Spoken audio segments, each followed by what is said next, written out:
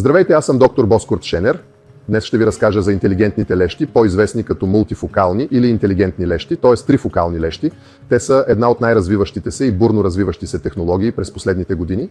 Разбира се, в тази техника има много недоразумения. Първо, това е операция, която трябва да се извършва след 45 годишна възраст, дори след 50 годишна възраст.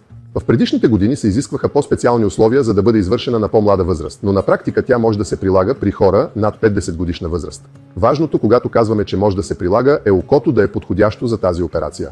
Приблизително 1700 параметъра трябва да бъдат проверени от лекаря и да се вземе решение по този начин. И ако при тази операция трябва да се избере леща, трябва да се избере подходящата леща за това око. С други думи, не е правилно да се носи една и съща леща като екип. Трябва да се избере различна леща за всяко око и да се избере подходящата за това око. Решението може да се вземе след много специален преглед, т.е. след много подробен преглед и тестове. Това е вид операция на катаракта, но технически погледнато това всъщност е операция за отстраняване на лещата в окото и замяната й с изкуствена леща. Тъй като обаче поставената вътре леща остава непокътната в природата за около 200 години, тя е нещо, което ще се използва цял живот. Тя дава на пациентите резултат, който няма да се влуши или промени отново.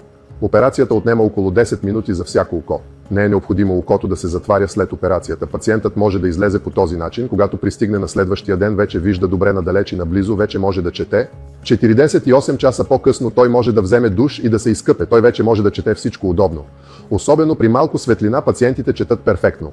След около 3-4 седмици просто лечение, т.е. капково лечение, те напълно се връщат към ежедневието си, но едва на втория ден действително се връщат към ежедневието си. След втория ден те могат да отидат на работа, да извършват всички свои движения и да продължат ежедневния си живот. След това лечение е достатъчно пациентите да се виждат веднъж годишно, тъй като резултатите са трайни и през първите няколко месеца пациентите обикновено продължават живота си без никакви проблеми, с изключение на нарастването на фаровете на автомобилите при нощно шофиране. Пожелавам ви да сте здрави!